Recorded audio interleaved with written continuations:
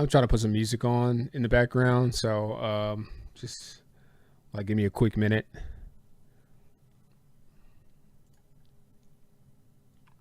Because I do believe I have my system audio capture turned on. But let's see.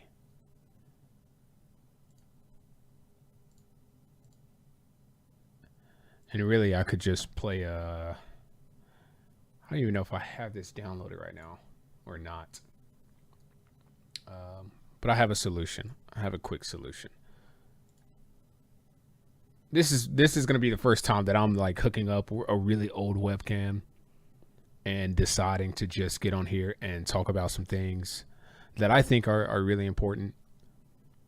I have all these conversations with my friends constantly about some of the topics that I'm going to bring up today, and I felt that I'm not doing the world justice if I just, resort to having these conversations one on one with random, friends, and not really bringing this into an environment where more people can potentially benefit from it. So, that's really the purpose of this today is just I want to have this conversation with a lot more people that I think might be way more interested in engaging.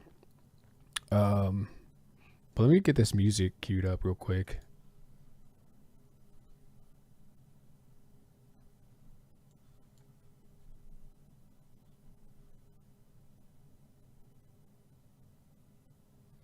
It's really hard for me to tell if this is actually.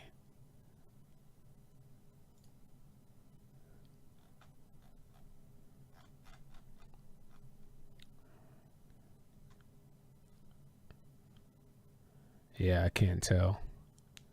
Okay, I don't know. Um,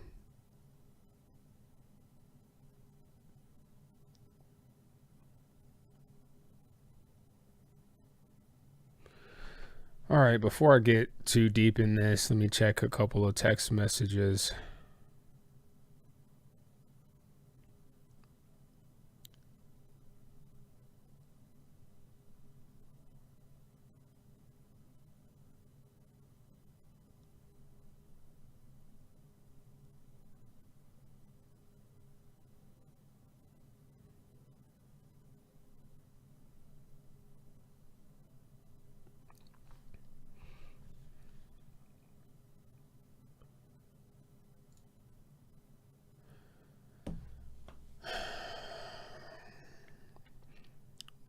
And I think at the least, I can really just bring this media file in here and we can have the music playing in the background and it shouldn't be an issue. So maybe let's try that real quick.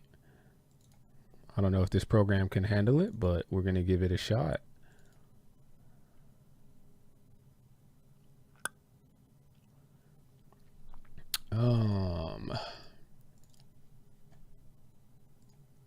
And then I just got to adjust the volume. Set it down to like 1%.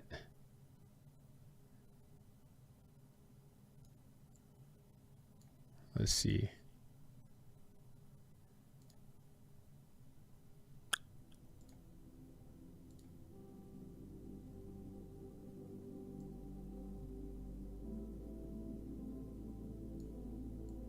Yeah, I guess that's good.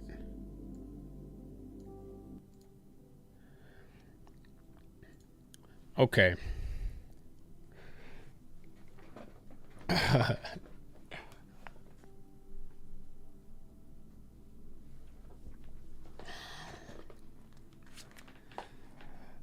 If you are anything like me,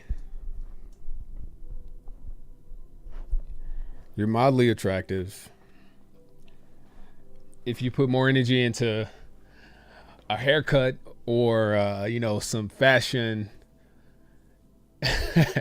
and put yourself out there, man, you can probably have a really great time. You can build a really incredible social life.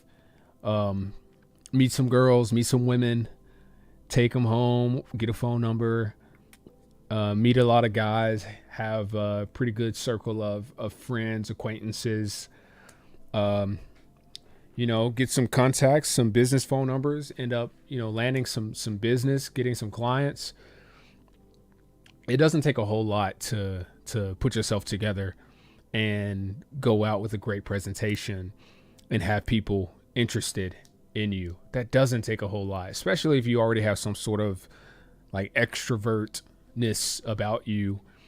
But if you're mildly attractive, there isn't a whole lot that you have to do to really put yourself out there. And I think that's great.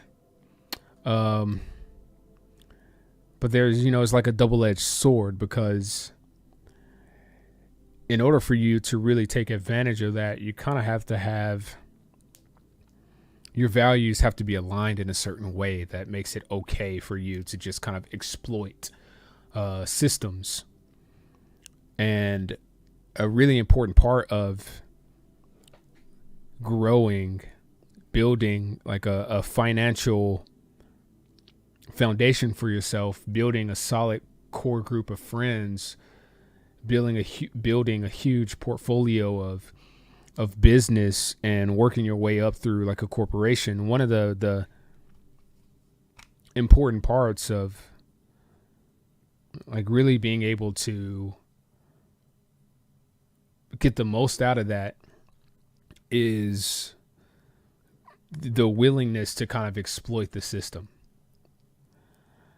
And the closer you are to God and traditional values, the more empathy that you have, the more awareness you have of just how the world kind of works. The more in tune with reality you are, the harder it's going to be for you to exploit these systems. It's easy to get a girl. It's really easy to go out and like meet people. No matter, how many excuses we might give to ourselves or like other people, it's really easy to put yourself out there. If you have $1,000 in your bank account, it's easy to convince a girl to like go to lunch with you. Hey, can I buy you dinner? It's on me, whatever. You have a resource that you can use to kind of exploit that. And the world really rewards that type of behavior of exploiting things that shouldn't be, you know what I'm saying? And it's hard out here for people like us. Like, I personally have a really good history of being able to build relationships. I love building relationships. I love making new friends. I love meeting new people. I love putting myself out there. I love getting new phone numbers in my phone and texting people like we've been friends for years. Like, when I meet somebody for the first time, I'll send them my contact info. I'll say, yo, let's take a selfie real quick so that I can add you into my phone, and I'll send you the picture too. That way, it's going to be hard for me to like disassociate your face with your name. But also it's kind of cool. Nobody does that. Who does that? Like, hey, let me get your number. Hey, come over here. Let's take a selfie real quick.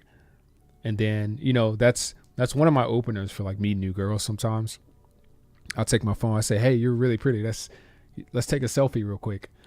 And, usually they'll come take a selfie with me, and they'll feel like they're being like kind of put up on this pedestal. It makes them feel really good about themselves. I'm like, cool, appreciate it. Let me add your phone number to your picture, so I can reach out to you sometime so we can, take some more selfies and shit.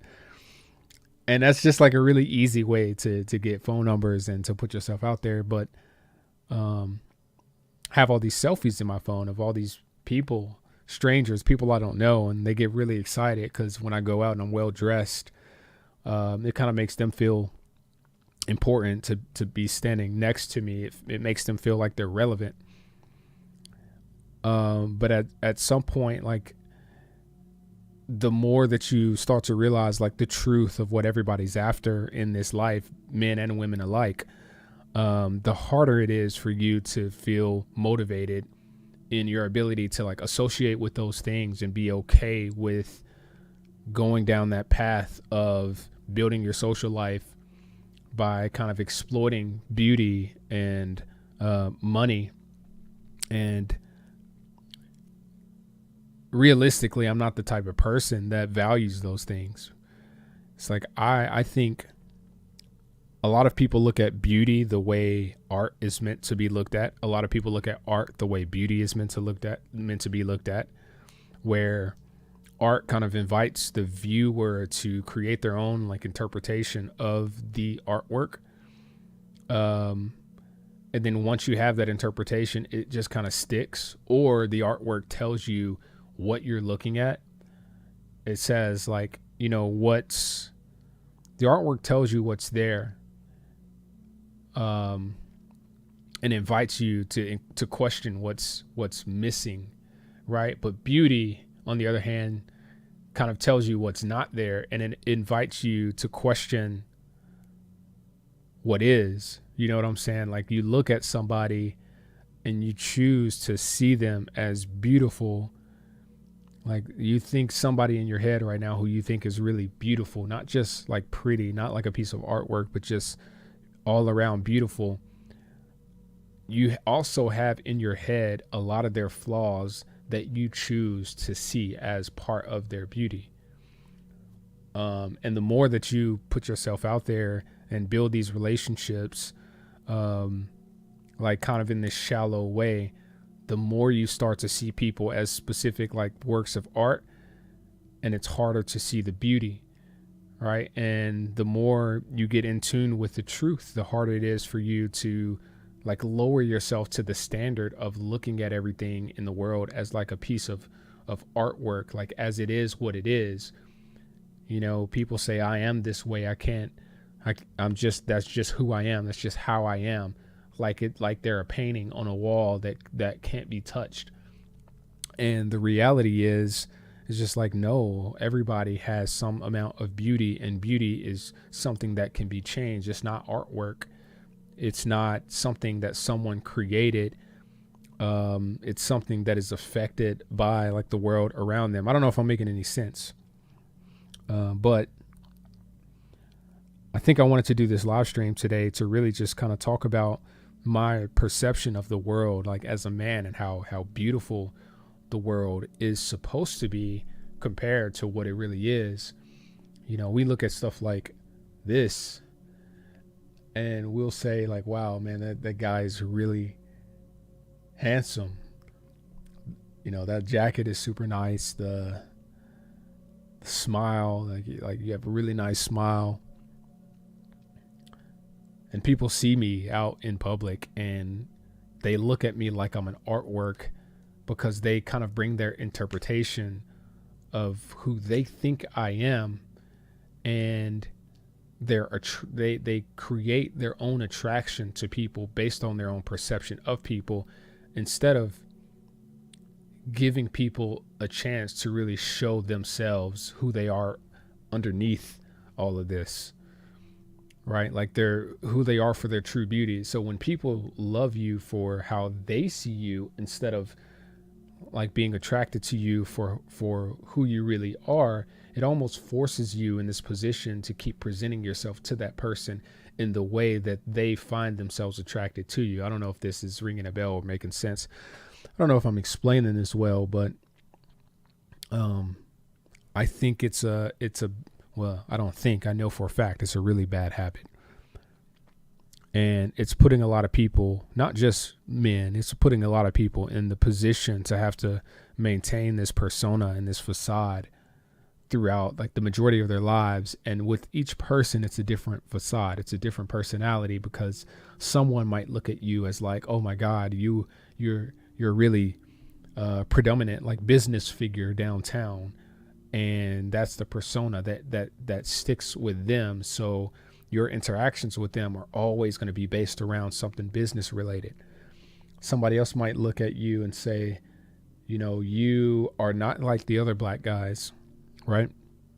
And that kind of puts you in this box, in this position to uphold yourself and stand real tall and kind of prove them right every time that you spend your time with them. And that doesn't give you the freedom to do things that they would expect other black people to do when they kind of create that persona for you, like on your behalf, you know, almost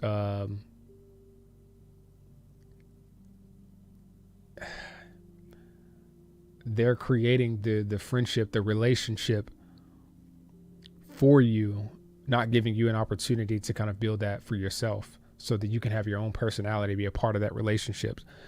And a lot of relationships, I think, are built that way. And that pours over into so many areas of our lives without us realizing it.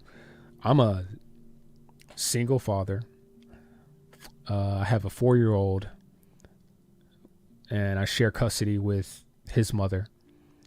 I have a 10-year-old who I don't get to see. Her mom doesn't want me like around unless I'm specifically interested in having some type of relationship with her. So, you know, I get in some ways alienated. You know, that's a legal term that I can't really use too carelessly. But I get separated very much from my daughter because I have no rights to her. And back 10, 15 years ago, when I knew a lot less about the world and about the people and how they operate and their intentions, it was way easier for me to validate having a relationship with those people.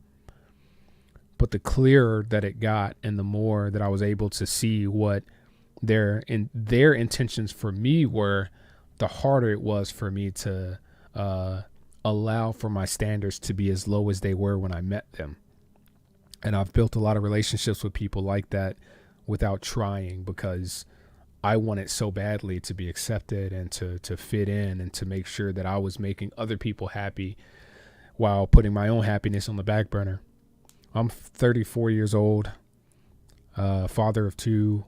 I don't know if I'm ever going to get married because I understand what marriage is supposed to be versus what people want it to be. What we want it to be doesn't matter if it's not, you know, if we're not acknowledging what it is. And that's the same thing with like masculinity, femininity, men versus women. It's just like what we want women to be right now is not really what they are. What women want men to be right now is not really what the majority of men are. And, you know, for men, assuming that I have an audience of people that are even remotely like me, we care about people. We have a lot of empathy, and that limits our ability to take advantage of people. And when it comes to work, money, friendships, it's like I desperately want to hold other people accountable to making really good decisions and to being just generally good people. And those relationships don't really work in today's society when the majority of relationships are built off of like public perception and this rewards system that values bad behavior. Men have a hard time turning away from women's bad behavior, like posting half-naked pictures on Instagram, right? And there are reasons for that. Women have a hard time turning away from men's bad behavior, like poor financial decisions, prioritizing women, right? Prioritizing lust.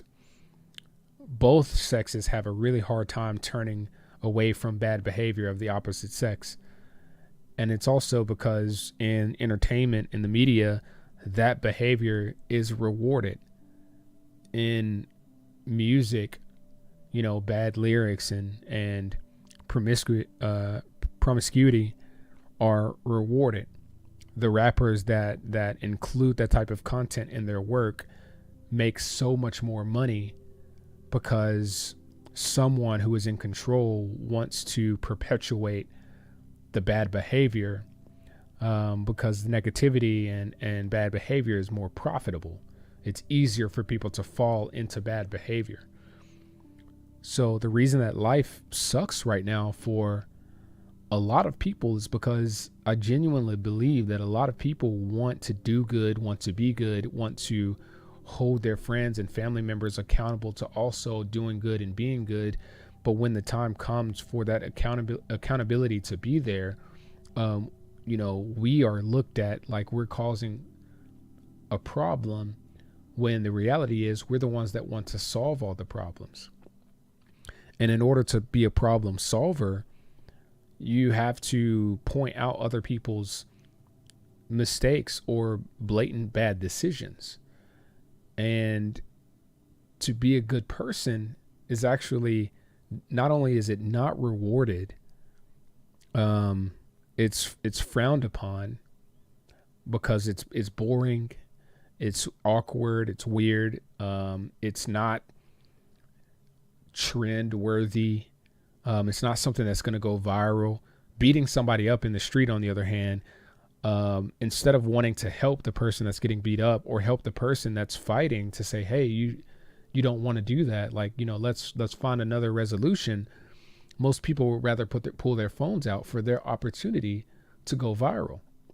So they're prioritizing like social proof and social acceptance over just generally being a good person. How can you have a good, enjoyable life if you can't hold people accountable to doing the right things and still be accepted in these core groups, in these core social spaces? Most of us just want to sit at home all day. We don't want to go out anymore, knowing that 90% of the relationships that we do build are going to have this at the foundation of them, right? So in order for us to maintain those relationships, we have to kind of fall in line with that sort of mentality and activity. And if we don't fall in line, we are not only an outcast, but we're making things uncomfortable for everybody else, right? So how can we convince other men to behave when, the system, the courts don't reward good behavior, right? When good behavior is actually punished. It's sad. It really sucks. As a father, I look at these situations where everybody's arguing about deadbeat dads and how, some men just won't pick up the slack and take care of their kids. But it's funny when when the man is picking up the slack or is interested in being involved in his child's life, the woman isn't necessarily arguing for, trying to facilitate that. She's trying to keep him away from that. Like the role switches. So if you're a good man and you decide to kind of play the role of, I don't want my kids, I can guarantee you that your ex-partner is going to do everything in their power to try to force the kids on you as a way to like take up space in your life. But then when you say like, I really do want my kids, she's going to flip and try to take the kids away from you to also kind of control this aspect of your life. And the system puts men in a position, good men anyways, in a position to have to fight much harder than they should, because the system has to be monetized as well, right? If you're a lawyer fighting for fighting in family law, and you're representing a single mom, and there's a deadbeat dad on the other side of that case who does not care about his children and never had the intent to provide for the children or the mom, they're not going to put up a huge fight for that man because he doesn't want, like, why would he go through an entire custody battle just to end up further into a position he doesn't want to be in? He'd rather just give up his rights or just go on with his life. And, unfortunately, it's the men that have, even if they don't have money, but have the will, the desire to be in their children's lives. It's those men who are willing to work themselves to death and sacrifice his relationships, his savings, his future, his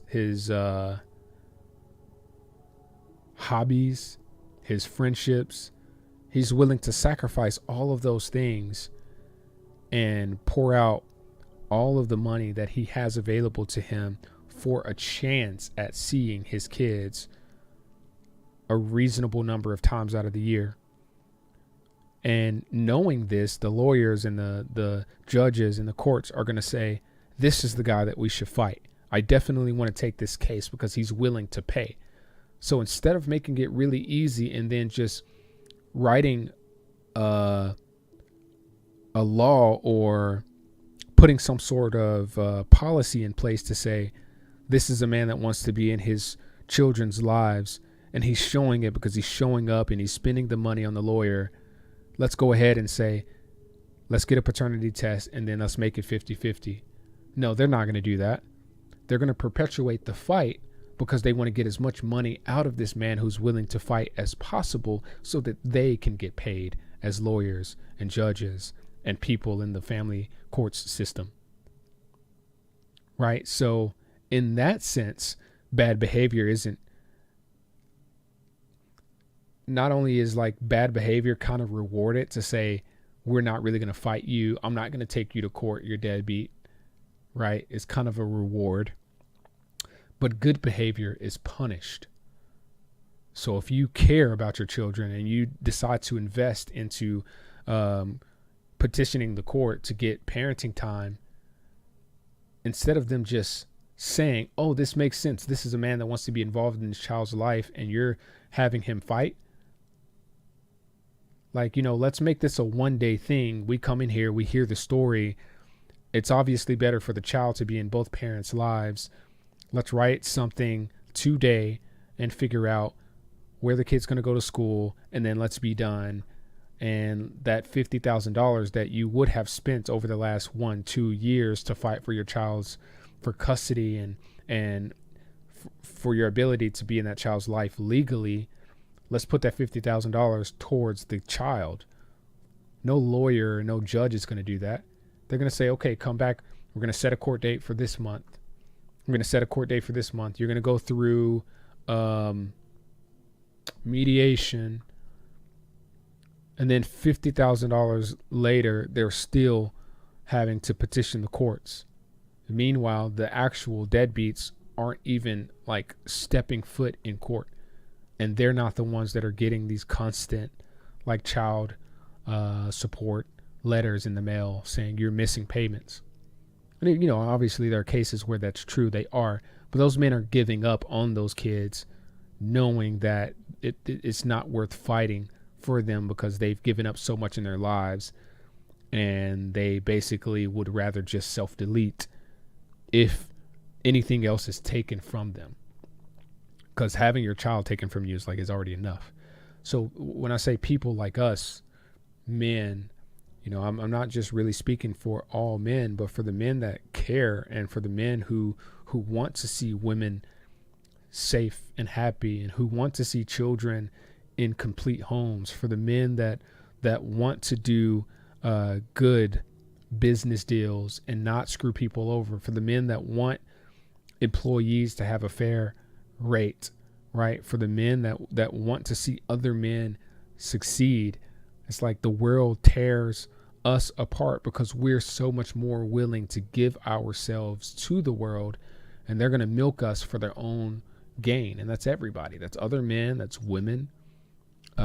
Maybe not children. Children might be the only ones who unconditionally appreciate the effort that we put into them. But when it comes to dating women, a lot of women don't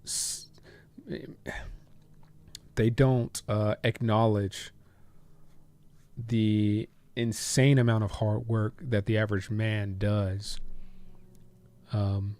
on a day-to-day basis to just maintain his own sanity outside of being able to show up at work every day,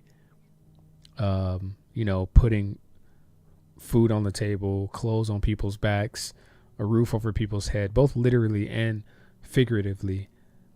And a lot of men today are feeling really unappreciated.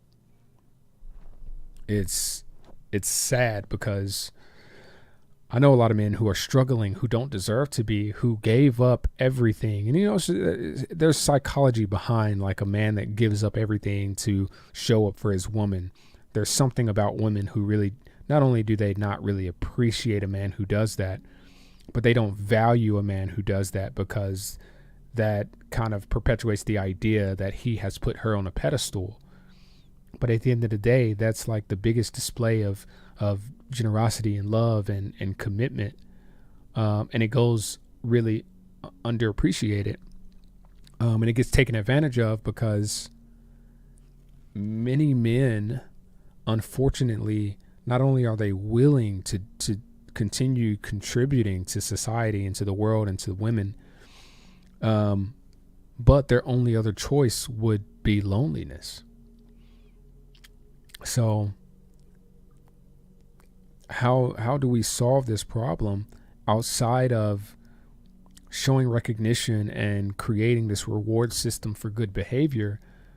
It's just like there's so much that has to change, and I think that we are so far gone from an opportunity to really display that change in the world, like the direction that we're going with technology and with relationships and with finances.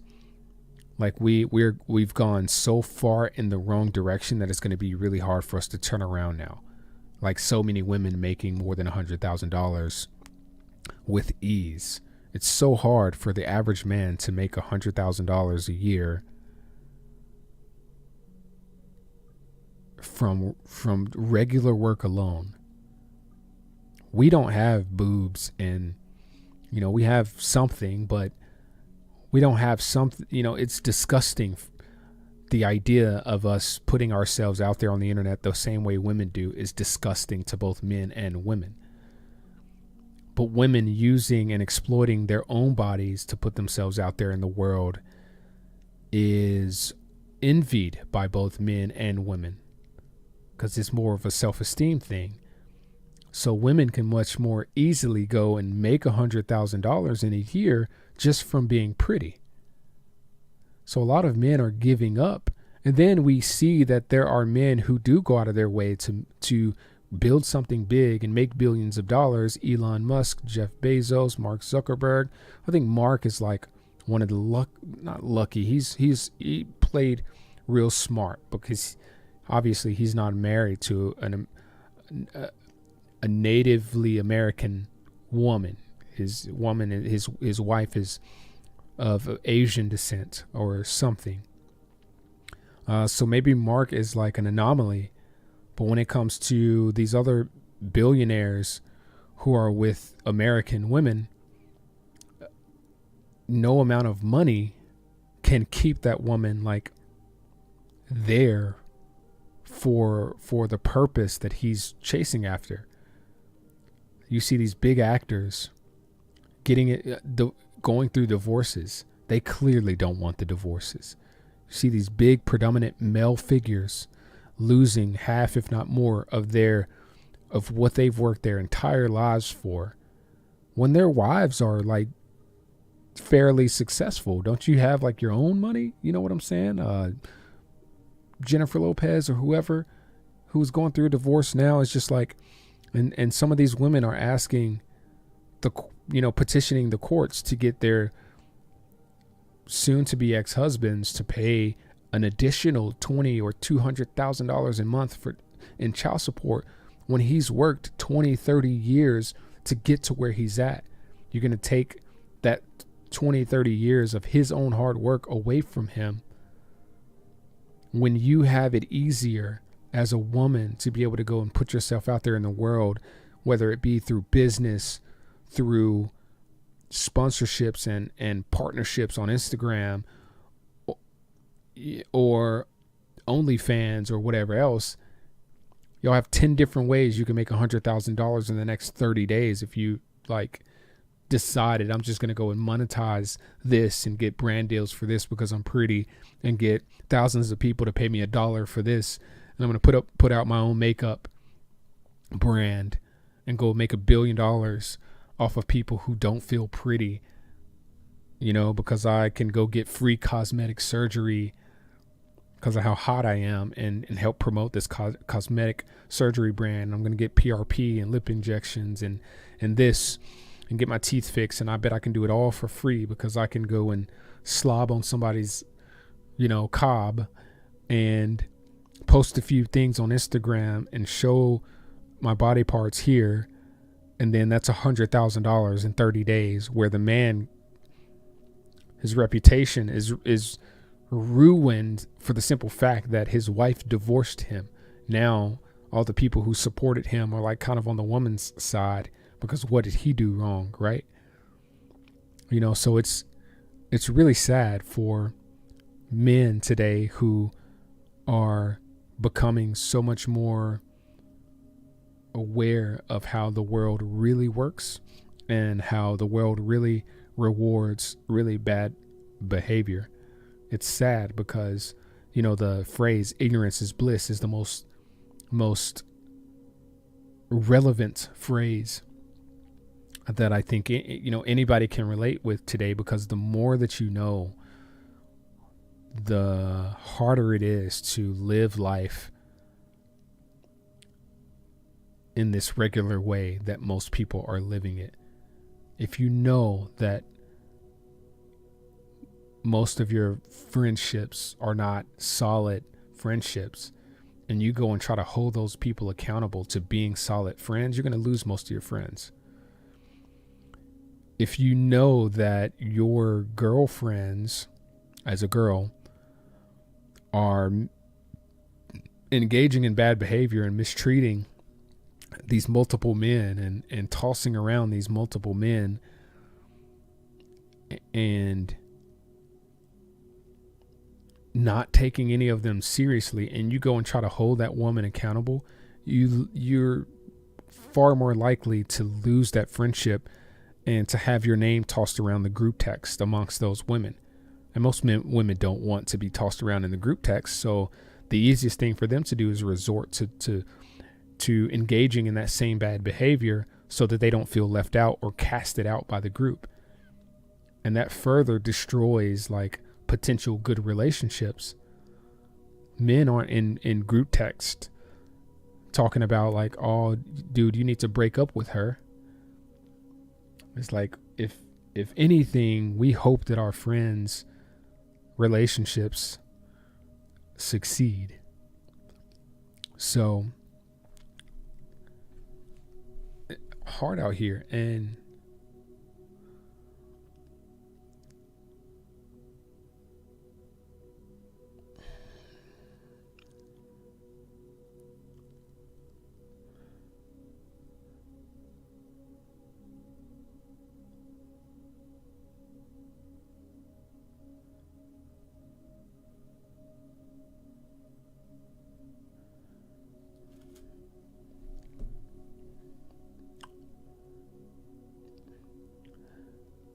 I was talking with a friend today about sex. And I'm not sure how much of this the world at large notices.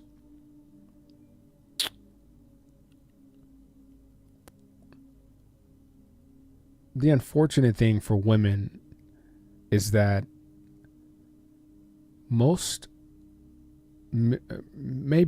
many women don't have legitimate climaxes. They have experiences to the extent that they have been comfortable sexually, but that does not necessarily equate to a legitimate climax. So for what most women are familiar with is like getting to this certain point.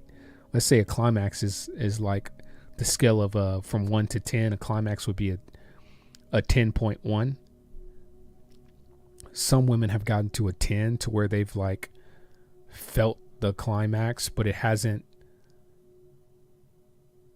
been like a over the top ejaculation type of experience. It was just a climax, right?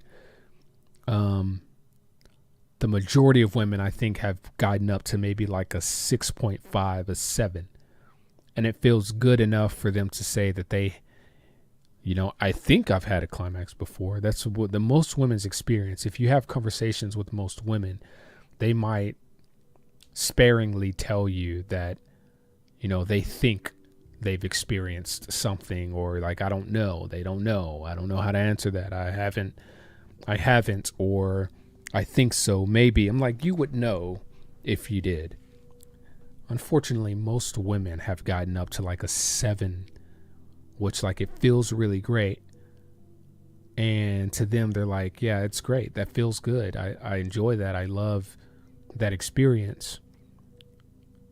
But every single man has gotten past 11 even before he ever like got into a sexual relationship with anyone, before he lost his virginity. Like, our bodies work so differently that we were able to just, like, we're visual creatures, we're men, so we can look at photos of things and have an emotional reaction, and our bodies can have an emotional reaction. It's like having a dream, and you're dreaming that you're running and you fall in your dream, and then you jump in your dream, and for some reason you wake up sweating. Like, you visualize what's happening in your dream, and your body reacts as if it were real. Your heart rate's racing. It's obviously not real, but we respond very visually because we're men, we're visual beings. Women are emotional beings. So they'll have a dream about their boyfriend doing something, and then they'll wake up and be mad at their boyfriend or husband or whatever for something that happened in their dream on an emotional level. But, they're not jumping in the bed or like, oh, I felt like I was falling off of a thing. It's like, no, their dreams are more emotionally driven, but the reality kind of mirrors that as well. And when it comes to intimacy, I think a lot of men and women are really unhappy because men being visually stimulated, women being emotionally stimulated, but women not understanding their emotions, therefore not being able to equip most men to understand their emotions. Men are never put in the position to be able to properly facilitate what women need to be totally satisfied in so many areas of their lives. Sexually, I think, is an easy way for me to kind of use this as a metaphor because it's easy to understand. It makes sense. It's easy to explain. And because women have only gotten to like this 6.5, 7 as it relates to being intimate with their partners, the majority of both men and women don't know what a woman's orgasm actually looks like or feels like. Right. So we only have like the audible cues of like moaning or, what we think is a visual cue of like toes being curled and legs shaking and all this other stuff to where we think like, oh, did you finish? Like, what happened? Did you know what I'm saying? Did you climax? That's the extent of most people's experience as it relates to like women's satisfaction. That being said, you have a lot of really dissatisfied women. So it's extremely hard for the average man who hasn't had any amount of connection, any sexual experiences, no physical touch since he was like 14, because nobody's holding him like a baby anymore, especially like not his friends like women do. They hold each other, cuddle with each other, come over, lay in the bed, rub their hair when something's going wrong in their lives. Women have physical touch pretty much from birth all the way up until like the end of their lives. It's different for men, and that's tough for us as well, because the average man that doesn't have some amount of attraction, they're not getting any more than 3 matches on Tinder or Hinge in a matter of like 6 months, if that, the average man. A woman can get on there for one day and get 3 matches with just one photo uploaded and no text in the bio, right? So the difference is, for men and women, is just like a lot of women are dissatisfied, but they also don't know how to educate the average man and are unwilling, not, I would imagine they would be willing if they had the education themselves. But I think a lot of women also lack kind of the education to really share with other men like what it is they truly need. So they have a hard time articulating what they need from men. So we're left playing this guessing game. And unfortunately, when women engage in bad behavior and they get rewards for that bad behavior, when they determine that it's finally time to like settle down and have kids and have a family, you have all these men who have had no connection, who are going to have a really hard time turning down that woman. So therefore she still wins in the end, right? So another reason it's hard for us is because we, not only are we forced to have like kind of the leftovers of the world, but it's hard for us to turn those down for fear of missing out, or for the sake of like understanding that there is this scarcity of relationships for us, right? So we kind of get put in this position to have to accept the lowest standards of jobs, right? We could have a high paying job if we're willing to kiss ass, and if we're willing to make friends with some terrible people, and if we're willing to throw some people under the bus. But a good man like you and me don't want to throw anybody under the bus. We have too much empathy for that. When you have empathy, you can't like hide it. You can't throw empathy under the rug and pretend like it's not there, and then go through life normally knowing that like society really does not value empathy, right? So in order to really find a lot of financial success, you can't be empathetic. So how do you get rid of empathy? You don't. Because like no amount of reward, $1 million, is not going to break that curse. It's not going to make you feel less empathetic. It's not going to excite you enough to be able to go home not think about the bad thing that you did in order to get that money. That you have a conscience. That's what sucks for people like us, because we want women to have the world. We want children to have the world so much that we're willing to give ours up for them. And we're almost willing to, many of us, most of us, if not all of us, who are empathetic, like men, like myself, are almost willing to die knowing that we didn't do the bad thing. And we rather have that be our ending than living under the rules and societies and rewards, or the rules and standards and rewards of our current society. You know what I'm saying? So life gets a lot more lonely, a lot more boring, a lot more, you have to delay your gratification, if not indefinitely, then a long time. When you do care about people, when you have empathy, it's harder to move through the world when you have that.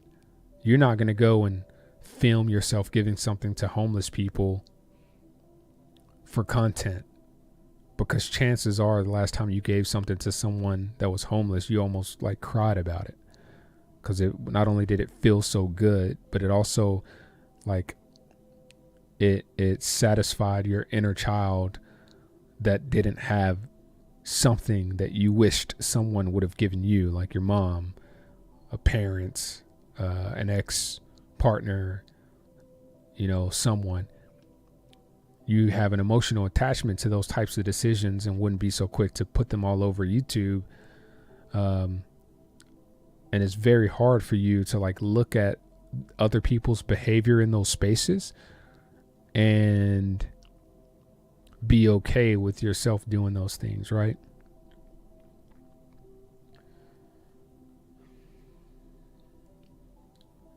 I'm probably going to head to the grocery store here in a little bit.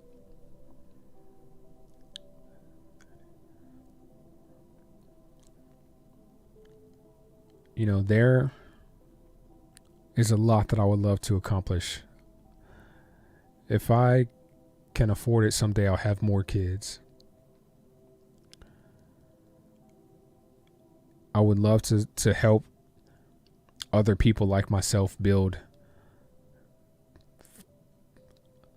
a lucrative business and exciting relationships with people of, you know, personal lives and business lives. I want to see people thrive socially, but I also want the truth to be a core part of people's values in everyday lives. And knowing that it's really hard for me to put myself out there and maintain these friendships that are really only there for the facade of what the friendship looks like to others. I don't get invited to a lot of places, but when I'm out, everybody wants to be seen with me, or wants to be seen in a way that tells others that they know me. Like, oh, Corey, you know, what's up, bro? You know, we dap it up and whatever. Like, oh yeah, I know Corey. Everybody wants to like kind of put themselves out there to show other people that we're friends for what? Like the presentation that I've had for 5 years downtown, I guess I put myself in a position to be seen as a predominant figure, and I conform to this social dynamic that kind of forced me in this box that people want to exploit for their own social validation. So because I presented myself like this, kept my hair cut, teeth clean, nice shoes on, social, made a lot of friends, had several girlfriends through the course of like some years that I lived in this nice condo. Now everybody wants to say that they know who I am and that they're friends with me and that we're super close. But I'm not the one that gets invited to places because they don't want me to take that same spotlight when they have the opportunity to have it on themselves. But it's only valuable when they need the spotlight to be on someone else so that they can kind of stand in that spotlight when they don't have it. Right? So lately I've not wanted to go out. I've not wanted to put myself out amongst those people because I never did it for spotlight. And I don't want to go and put myself in a place where someone else is shining a spotlight on me just so they can stand in it with me. So I don't cut my hair often. I don't leave my house often. I don't invest into the things that I used to invest into. I'm not calling and texting people like I used to. I'm not throwing parties like I used to. I'm not involving myself in people's social situations because I realized at a point that, wow, most of these people want to be loved and admired so bad that they're willing to do these things and engage in this bad behavior because they know that there's a reward that comes with that bad behavior. And I don't want to be associated with bad behavior. going out to the clubs, throwing your money on the floor, drinking all the time, smoking weed, getting high because everybody else is doing it, snorting cocaine, taking shrooms, taking a different girl home every single night. That's rewarded amongst both men and women. Guys who take different girls home every night, you'll hear women say, oh, he's such a bad boy and he's such a whore and this and that. But if you look at all his recent text messages and Instagram DMs from that same girl, she's trying to be the next one that he takes home. But the minute that I tell a woman that, no, I don't take women home every night, like I go home by myself, it's like all of a sudden I'm not cool anymore. Because I'm a good, oh, you're a good guy. We should be friends. This is Core. This is my friend. Yeah, this is my buddy. It's like, but the guy that's telling you that he doesn't have anybody in his inbox, that you're the only girl, when clearly he just, slept with 5 other girls over the past week. That's never going to be her buddy or her friend. No, that's the guy that she's secretly telling every other girl, and that she's going into every other girl's inbox. Well, he slept with me last week. One up on you. It's like they're fighting with other women over a guy that doesn't want any of them.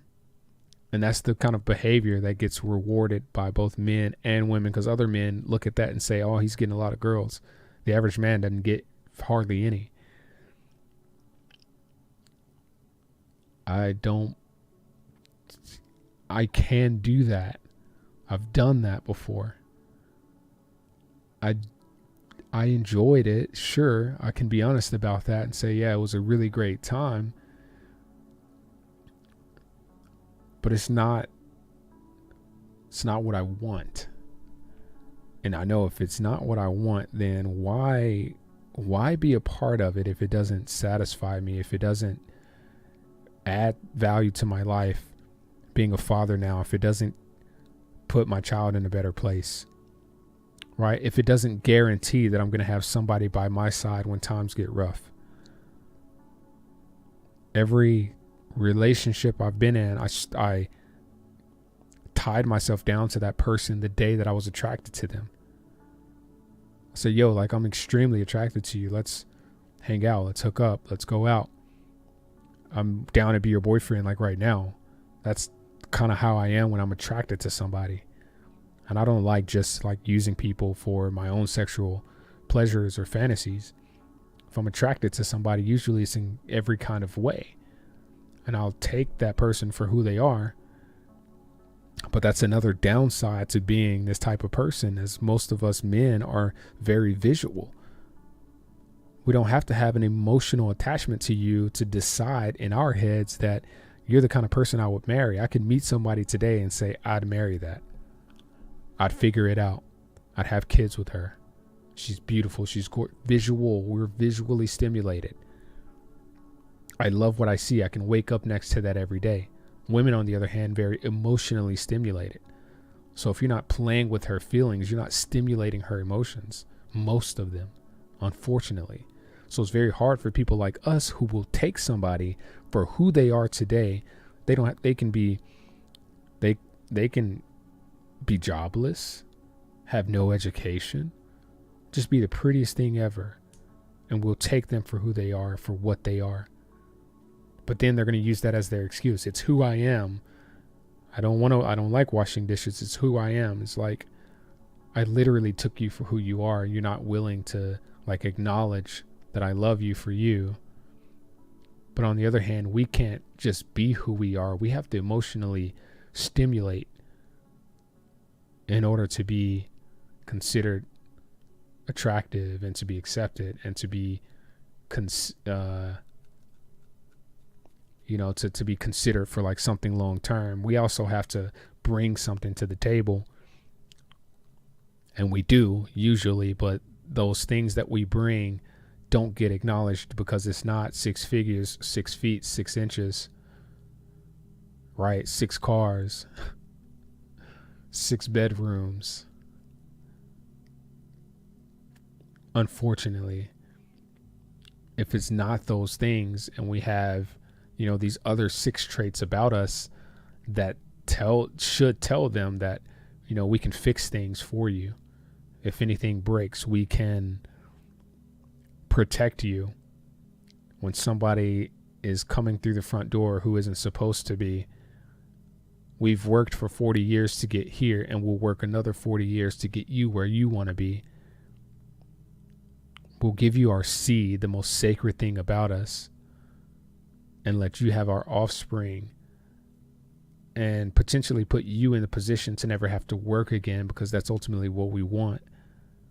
It's hard for people like us to navigate through this world and have a good time doing it, because we know deep down that we're likely to get punished for our good behavior before we get any kind of reward, while other people are rewarded for bad behavior, and that's our competition. So many men are giving up. Hopefully, they have the strength to stay in this world and to show up for their children if they have some. But a lot of men are deciding it's just not worth it to kill myself mentally, emotionally, spiritually, financially, and still be in this world when everything else about me has died, because it's been like you've sprayed weed killer all over me. So now I exist as this brown thing, and I can't move anywhere through life because I'm in your garden, and you have plucked all of my fruits. Men are realizing that marriage is the biggest financial scam. Because why do we want to get rich? Why do we want wealth? Why do we want to monetize YouTube? So we can have a better chance at relationships, so that we can show financial proof that we're a reliable or viable choice for a relationship. We only want money for relationships. But meanwhile, we see billionaires losing everything they've worked for to a girl who never deserved it in the first place, who didn't work for any of it, losing their livelihoods, their children, millions upon millions of dollars. So if we're witnessing billionaires lose their money because a woman initiated the divorce, till death do us part, right? Maybe it should be till debt do us part. If we're witnessing that, then we're going to be less motivated to pursue financial gain. So we don't even want to get rich anymore. But then with marriage, the analogy that I created today was like, marriage is like shutters on these modern day houses.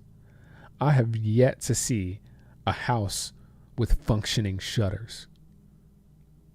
The facade looks so pretty because it's got these shutters on the outside of the windows, but they're not even shutters. They're just pieces of wood nailed or glued to the brick. You can't even close it. It's not even a shutter. It's a not shutter. It's not even an opener. You can't even open it. There's nothing to open. I don't know what you would call it, but it's not a shutter. You can't shut them. You know, the thing that go on the outside of the windows that close, like you see in like France and Italy, because they don't have blinds and curtains. They have shutters. All these American houses with shutters. It's like the perfect analogy to a relationship. It's only there because it looks good. I mean, not even just a relationship, a marriage. The marriage is only there because it looks good. Does it work? No. Does it add value to the house? No, but people pay for it because it looks good on the outside, but it doesn't even function. It doesn't do what it's supposed to do. Marriages don't either. So why are they there? Why do people get married? Why is marriage a thing? People do it because it looks good. Oh, I'm a Christian. My parents would be really upset if I had kids before I got married, or if I had sex before I got married, even though we do that anyways, let's get married so we can validate all of this stuff and put our lives on social media and make it look good to our parents and be Christian so that we can show people that we got married and did it the right way. Yeah, for what? For you to argue about something and, go off and selling assets before you get divorced and engage in infidelity and try to hide it from Facebook while you're uploading pictures that everything's all right and you're smiling and taking trips. Meanwhile, you've been arguing for the last 6 years and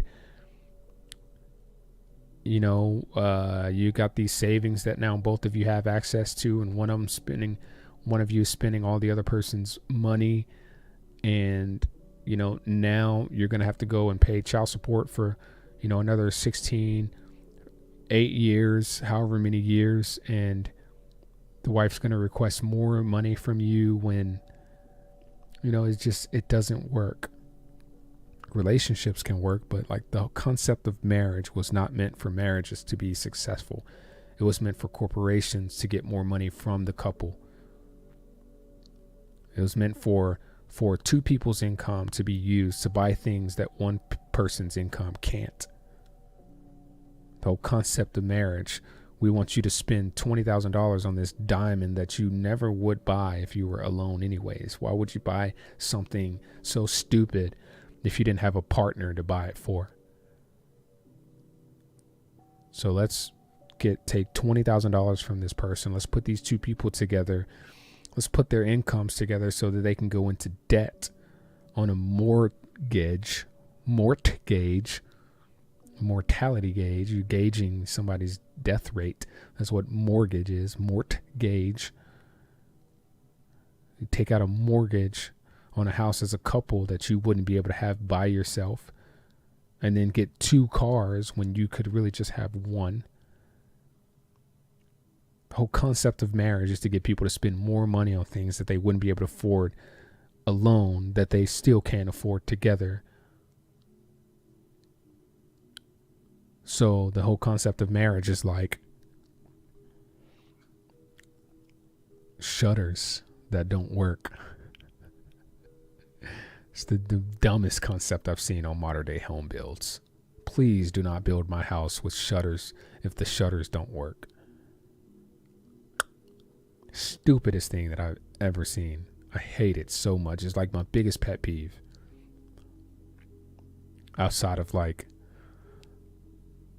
being a little bit hung and like sitting in the toilet at night and, accidentally touching the inside of the toilet bowl or the water. That's my biggest ick. That's the worst thought in the world. Like I feel like I'm going to immediately catch all kinds of things because it's just so sacred to be touching something so dirty. It's just like, so maybe it's my second biggest ick.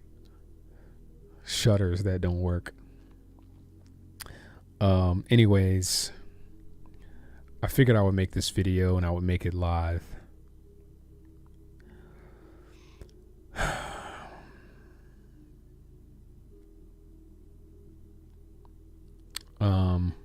Just to force myself to do it. And I may go and record a proper video or several proper videos talking about some of these different subjects. But the whole reason that I'm doing YouTube is to help other people. Obviously, I want to monetize myself, and I'm well on my way to doing that. I'm up 999%. And I'll pull it up and show you. Like, I don't mind at all.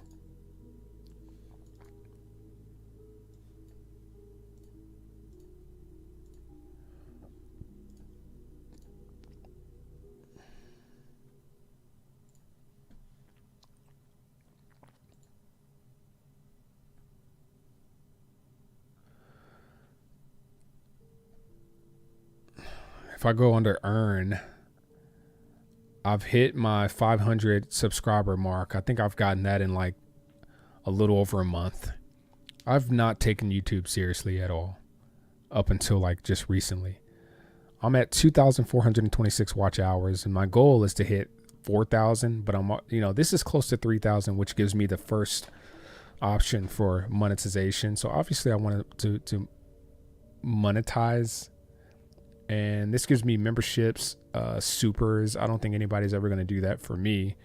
Like, why would somebody give me supers or money for my live streams? Who knows? I never know. That's not really what I'm going for. Shopping, I want to be able to put some stuff on to give people opportunity to buy stuff. I think that'll be kind of cool. But 4,000 watch hours gives me watch page ads. And I think, if I do about 4,000 watch hours a month or every 2 months, I can make an extra $150. I think. I don't know what that equates to. But from what I've read, I think it's about $150 for 4,000 hours under the ads. So, I am 207 subscribers away from that 1,000 subscriber mark. And, I'm a little more than halfway to 4,000 for my eligibility for watch page ads, which that's awesome. I'm really excited about that. My analytics are crazy. So right here, it shows I'm up 999% more than the previous 28 days. Watch time is 2,000, 2.4 thousand hours, 28 days, which is awesome, which means next month I will absolutely hit that 4,000 watch hours mark. And then I've up 18,000 views in 20 something days. So I'm up 15,000 more than usual views. 2.3 thousand more than usual watch time hours, which means like basically I've been getting 100 watch time hours every 30 days. I'm up 2.3 thousand more. And my subscriber count is growing massively. And I'm uploading just content that I'm interested in, but I also want this channel to be helpful to people who are having a hard time just kind of submitting, or we don't want to submit, I guess, to what life is today, but having a hard time just maintaining the confidence in their decision to not go with the grain. And I just, want to let you know through this channel that it's okay to go against the grain, and you have the ability to have just as much success, happiness, and fun, even though you are more committed to being authentic and honest and truthful. Those are two different things. Being honest is just like about being true to yourself and to the world about who you are and what you do. Being truthful, in my opinion, is about like sharing the truth to the world, even if it has nothing to do with you. Right? Like the truth about masculinity, femininity, women, men, sexes. So being honest, but also being truthful to and through your pursuit of, this thing that you want to accomplish. For me, I don't just want to monetize YouTube. I want to get paid to be able to share with the world like this different way of doing things. I'm not a Mr. Beast. I'm not a, Michael Marquise Brownlee. I'm not a MKBHD. I'm not like limiting my channel and my audience to like one thing. I'm interested in so many different things. And most people's channels, they niche down because that's what pays the bills for them. It's like, well, that's a sellout. That's one way to, again, you're exploiting something, even if it is for your own like financial gain. And fat people get exploited, unfortunately, by big corporations who pretend like they care about inclusivity. People in the pride community get exploited for financial gain. And it's so sad that those people don't realize they're getting taken advantage of for some corporation's financial gain. Those people don't give a damn about pride and being black and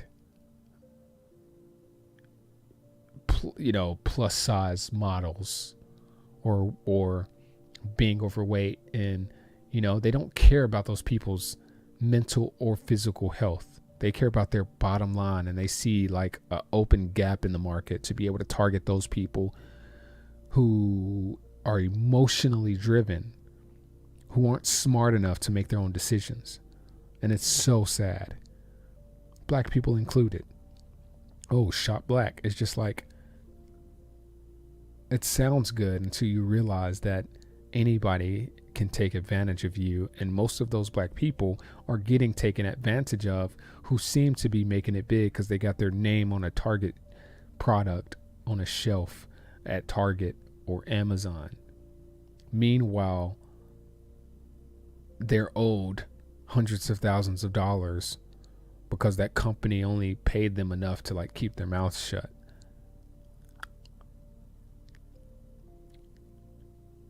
So I want to put this information out there in a way that really not only just informs the general public, but it allows for other people who are kind of in this space of knowing things and being aware of these things to feel like they're not alone. And it also brings awareness to like their ability to put themselves out there about things they're interested in, about their own opinions. If I have the confidence to do it, then maybe me doing so can encourage the next person to speak up, and also to have a little pride in their ability to entertain themselves while also potentially entertaining other people in the process. And that's what I'm here for. It's just like, there are things that I want to see or listen to that don't exist as far as I know. So I create those things and I put them out there. And then I find out that other people want to hear and see and engage in those things too. And I just put things out. It's just like, I put this gospel thing out, or this Christian remix of a Chris Brown song that someone else made, but I modified it and extended it because I wanted to listen to an hour-long version that didn't end with like the switch up from the original Chris Brown song. It just like kind of threw the vibe off to me. So I was just like, he's probably never going to read my YouTube comment and go fix that and re-upload another version of the video without that change at the end. So I'm going to download the video, edit the audio, make my own video from his audio, upload it to YouTube, not violating any like copyrights, because it's not he remixed the Chris Brown song. So I'm taking his remix song and making my own extended version that I can listen to because I love his song. I just want to listen to it on repeat for an hour. And I made it and I put it out there and I credited him. And of course, I'm creating an opportunity for more people to get on YouTube and sit on YouTube for an hour. YouTube is going to reward me for that.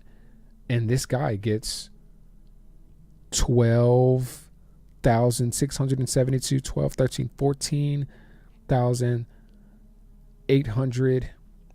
So 14,900 people have seen that video that I made. Right. So now 14,000 more people are aware of this guy because I uploaded this video 30 days ago. So that's a benefit to him. That's a benefit to YouTube. That's a benefit to me. And if it's something that I wanted to see, then I can only imagine that 14,000 other people wanted to see it. And if that's the numbers in 30 days, imagine what those numbers will be in 60, 90 days. Double, triple, a year from now. If I didn't take this seriously, I'd be giving YouTube free views and not ever get paid for it. And I think my time is equally as valuable. So I've got to love myself and prioritize myself enough to take advantage of the things that I don't mind taking advantage of. I don't like taking advantage of people, but I can take advantage of a system that's built for me to take advantage of it. YouTube is meant to be exploited for their personal gain and for our personal gain. And I'd be stupid if I didn't exploit it. But I don't want to exploit people's weaknesses for my own personal gain and create products and services that only benefit me and get these people who are emotionally in these traumatic spaces to buy my course because I'm promising them something that I can't deliver. But people do that every day and they make millions off of that. I can't bring myself to that, because when it all falls apart, that's my reputation that's on the line. Those are people that are never going to trust me again, who probably really need help, who might self-delete if they find out that what I'm creating for them helps me more than it helps them. And then I might be guilty and feel responsible for their decision to say, like, nobody actually gives a shit about me, but this guy pretended like he did and actually took my money and didn't really help me. So now that I'm broke and I thought this was going to be something for me, like I can't live anymore. These coaches have no idea how many people they've hurt by not being intentionally there to help each individual person.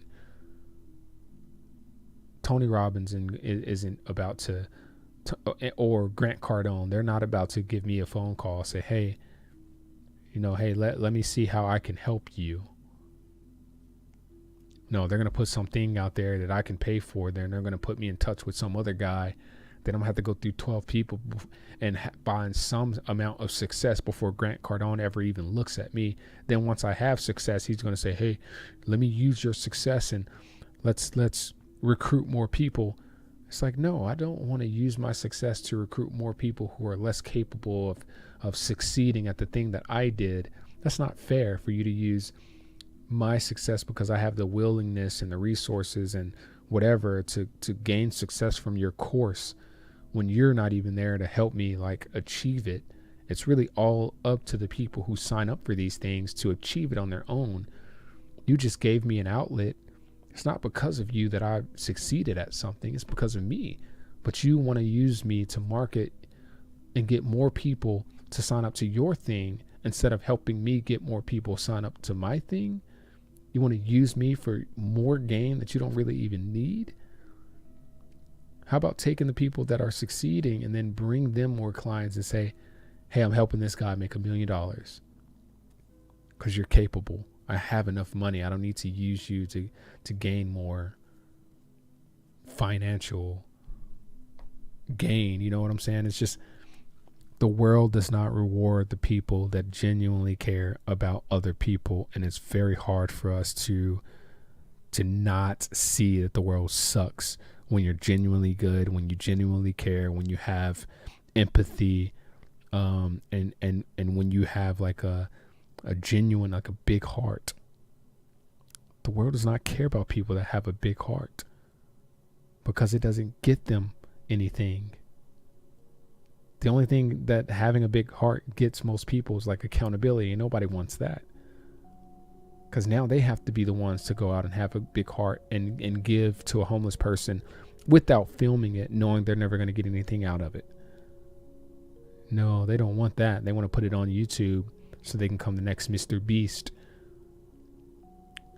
and then fabricate their success. So I'm just not into it. And I know a lot of you aren't into that either. And I know a lot of you see it, but it's hard to turn your head away from it and watch it and not watch it, because it's like, if this guy can do this, then like, why am I having such a hard time putting myself out there and getting some of the pie? Because deep down, you know that the pie is only given to those who engage in bad behavior. Deep down, you don't want the pie. You don't want the $1 million. You want the next person that you help to actually get the help they need and to succeed. Deep down, you want that next person that reaches out to you via text, Instagram, Facebook, email, to be able to respond to you again and say, wow, you really helped me. I'm so thankful for you. Like, this means so much to me. I don't know what I would do without you. You want to be useful, but you don't want to be used. And that's why you can't get off your ass and start filming videos, because you don't want to be used. You don't want to be manipulated. You don't want to use others or manipulate other people. You don't want to be exploited, and you don't want to exploit other people. You can exploit YouTube. Exploit your own interests. Exploit yourself. Not in a way that you're like putting your titties and stuff out there, but your talents, the things that you're capable of doing that you do anyways. If you have a job and a skill and you get paid to do something, find a way to monetize it if you enjoy it. If you're a graphic designer, 3D artist, if you do sewing, if you make custom clothes, if you cheer or dance, and you're going to do it anyways, do it in front of a camera and stop giving a fuck about what people think about how you look. Just say, hey, I'm on my journey. I want to do this professionally. I want to be really good at it. And I want to show other people that they don't have to be perfect at it before they start. And I figure if I start making these videos and I suck at it, then maybe somebody who is a little bit better than me will be encouraged by me doing it and feel the motivation to start making their YouTube videos too. And then we can grow together. And then as I get better, you'll have 100 videos to look back on, and you won't think that it was natural talent for me to sing or dance or do this, because I have 100 videos where I sucked at it. In a year from now, when you don't suck at it, you can point back to those videos and say, this is where I started. You're scared of starting? Go watch my YouTube channel. Go back to 2015, 2016, 2017. The video you saw today from 2024, where I have it all figured out and whatever, that's the result of me doing it 1, 2, 300 other times when I didn't have it figured out. And I would have never gotten this far had I not decided to just do it with it unfigured out. Everything is figure outable. That's like one of my favorite quotes. Everything is figure outable.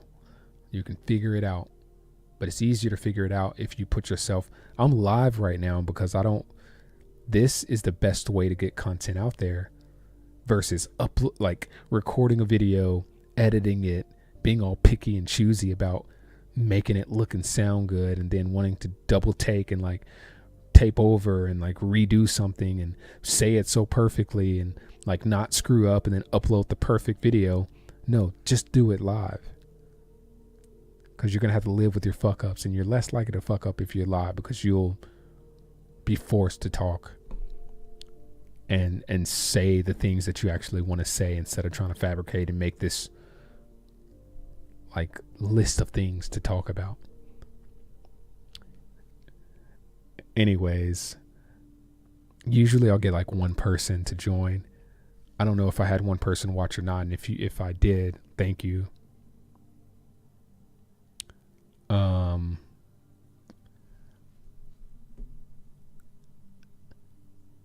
I get like one person to watch my live videos, but I've had 190 something like new subscribers, right? I've had 12,000 or however many 2.4 thousand hours of watch time in 30 days, 139 plus subscribers. I'm up 999%, 18,000 views. That's not a whole lot, but 17,950 views in the last 28 days is pretty good for somebody that has never taken YouTube seriously. And I have one viewer, maybe zero. I could have 0 viewers watch this live stream, but I'm doing it anyways. So it's hard for people like us because the world does not reward bad behavior or good behavior. The good news is the world does reward activity, consistency. So even if you're not engaging in bad behavior, if you're constantly putting something out there, good, bad, okay, low quality, high quality, terrible camera, good camera, bad audio, good audio, if you're constantly putting something out there, it's going to get in front of somebody who cares. And the world does reward that consistent activity. So if you don't want to fall into submitting to bad behavior to get some sort of like to have a social life, if you're tired of feeling alone and feeling like you're in this world alone and you're the only one who sees the truth, and you're tired of feeling like there's nothing or no one else out there that relates to who you are, where you are, and where you want to be, there is another option. You don't have to resort to bad behavior to get some sort of like social value or significant like emotional gain from society. You can put yourself out there and be active in a space, and somebody who is also interested in your interests will find you and will let you know that they are right there with you.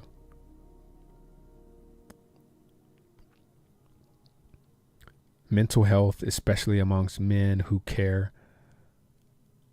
single dads, entrepreneurs, guys that don't have like a whole bunch of friends, because we know that most like guys in our circle, like, you know, don't respect women or themselves or each other, and use their money to gain like the social value and social life. We don't want that life. A lot of us are staying away from trouble and staying inside and prioritizing our children, our own happiness and sanity. This is a space where you can feel a lot less alone and feel like the world is a lot less shit. Because you are now responsible for contributing to it. And if you have something good to contribute to it, and one person sees that goodness and finds value in it, that can help replace all the social validation that you have ultimately decided to walk away from.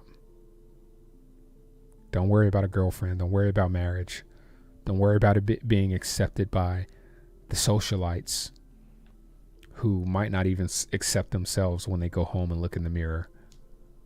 Don't worry about not having $1 million in a Ferrari or a yacht, or being the biggest rapper or the best designer. Don't worry about any of that. Worry about enjoying the time that you spend doing the things that you love, but put it out there in a way that lets other people know that you're capable and interested in these things, and let those people find you. And that's going to be all the validation that you need, because we're living in a time now where the closest people to you are going to be the ones that are most furthest away, but the most engaged and the most interested in the same shit that you got going on, and who see and have the same values that you do about women, about masculinity, femininity, about relationships, marriage, you know, about human life. There are more people out there like you who will not bow down to society and lower their standards for some intimacy with some girl, or to be accepted amongst a group of friends. I would love to have you subscribe to my YouTube channel. Drop a like under whatever videos, like I'm not going to say this video, but whatever videos you find that resonate with you the most. Are doing that is going to help me gauge what my audience is most interested in. And that's going to motivate me to create more content like that, or to take more seriously my investment into the production quality of that content. If I get 100,000 people following me and 10,000 of them like my video game videos, I'm going to take video games more seriously. So if you follow me, but you don't actually show me or tell me what you like, it's going to be really hard for me to like gauge what to invest more of my time into. So unlike most people that are going to say, I'm the best, subscribe to me and drop a like, help a brother out, like comment under this video. Don't do anything under any of my stuff unless you're specifically interested. I'd rather have one person comment under this video if one person is interested, so that I can engage with that person. That's what's important to me. So for those of you that have watched or are watching this at a later date and have made it all the way to the end, thank you for watching this video. I'm going to make more videos like this, and I'm going to start taking this type of content more seriously, because I think it's important that you understand who I am if you're going to be following me, so that we can have a closer connection and be able to really collaborate with each other.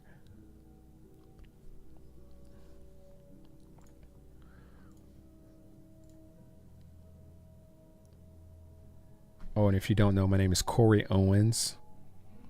Nostalgia Supply is just like a brand that I created to really shine light on all things nostalgia, things that make me feel nostalgic, things that make me happy, that bring out my inner child. I am from Memphis. I love all things Memphis. I love music. I love fashion, interior design, video games, 3D rendering, modeling, architecture. I'm doing videos about all the stuff that like matters to me, entrepreneurship. So, you know, you're in store there for an awful lot of different types of content. And I hope that you found some value from some of it. Over the next couple of months, I will be upgrading my equipment, and I will be like really setting up a space to be like a studio, so that I can increase the production value of my content and make it a lot easier to for you to consume. So thanks again for watching, and I'll see you in the next one.